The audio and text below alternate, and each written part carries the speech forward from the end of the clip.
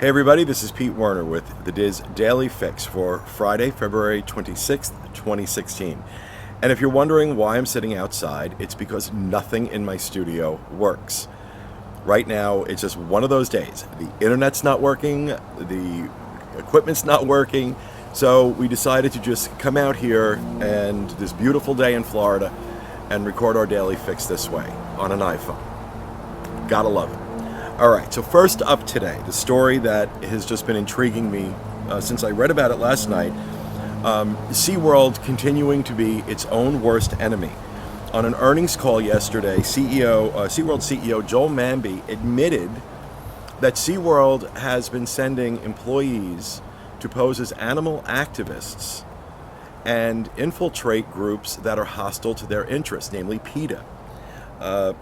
Manby said that SeaWorld's board of directors had, quote, directed management to end the practice in which certain employees posed as animal welfare activists.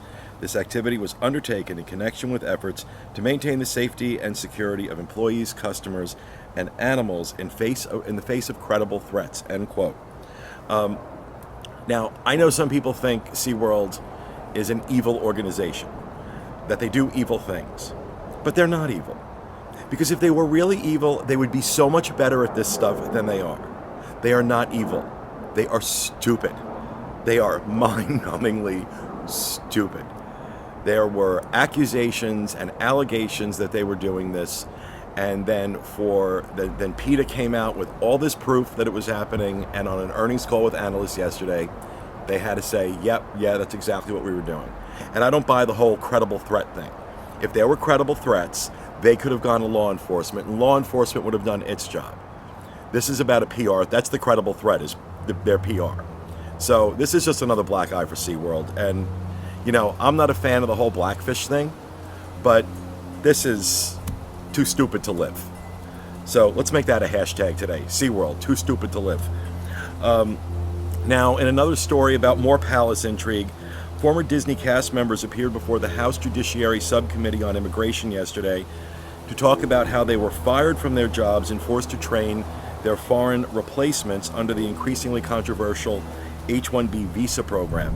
Now, for those not familiar with the H-1B visa program, this was something that was part of a much larger immigration bill that was passed and signed into law by George H.W. Bush in 1990 that basically allows companies to bring in foreign workers in highly specialized fields, presumably when there are no American workers to fill the roles, and it makes it easier for them to get visas. And for a very long time, people have been complaining that the program has been abused, that companies are using it to just bring in less expensive foreign labor, and that's what Disney is being accused of.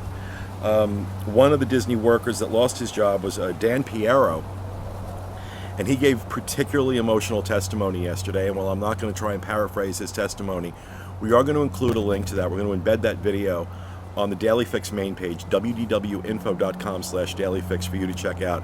I found it really compelling and very emotional, so go check that out and see what you think.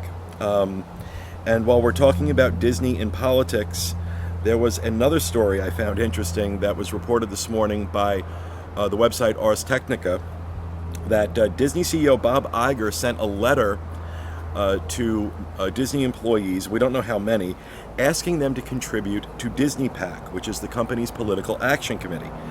In the letter, Iger tells workers that the PAC fights for the company's intellectual property rights and interests, which the letter openly states includes fighting for a lower corporate tax rate.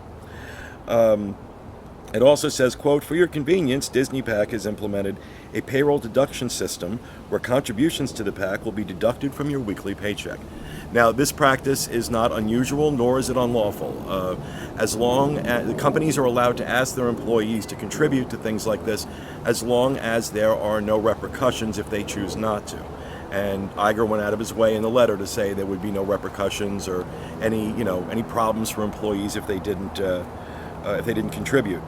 Disney PAC reported that it donated $375,000 to political campaigns in the 2014 election season, and given that this is a presidential election year, I imagine they're going to want to give a lot more. Maybe the reason they're asking employees to chip in.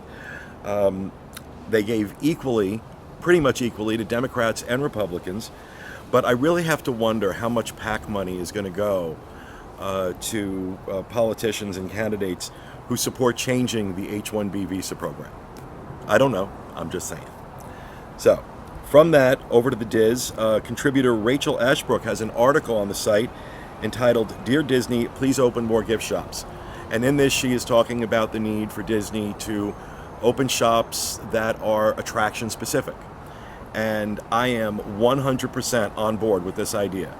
At least if they're not going to do attraction specific shops like the one they have for Haunted Mansion, more attraction specific merchandise I think would be awesome, even if they did limited edition. But this is a great article. I really enjoyed reading it, so head over to the Diz and check that out. Over on dizboards.com today, Tam and Sam have a great post up about the most underrated Walt Disney World experiences. A lot of people sharing a lot of things they think are really underrated experiences at Walt Disney World. So head over and check that out. And finally, if you are headed into the parks this weekend in Orlando, it's going to be a lot like this. Very sunny with a high Saturday of 68, dropping down into the low 40s at night. It's a little chilly at night, so bundle up. On Sunday, a high of 74 with a low of 51, which I hope it's not too cold Sunday night because I'm having an Oscar party for a bunch of my friends. So I want to be able to use this and not freeze to death. Out in Anaheim, sunny skies on Saturday with a high of 80 and a low of 54. On Sunday, mostly sunny skies with a high of 82 and a low of 56. Of course, you can find links to all these stories and more on the Daily Fix main page, wdwinfo.com/dailyfix. And that's going to do it for me today. We'll be back with you again at noon on Monday, Eastern Time, with the next installment of the Diz Daily Fix. Thanks for bearing with us today. Hope you have a great weekend.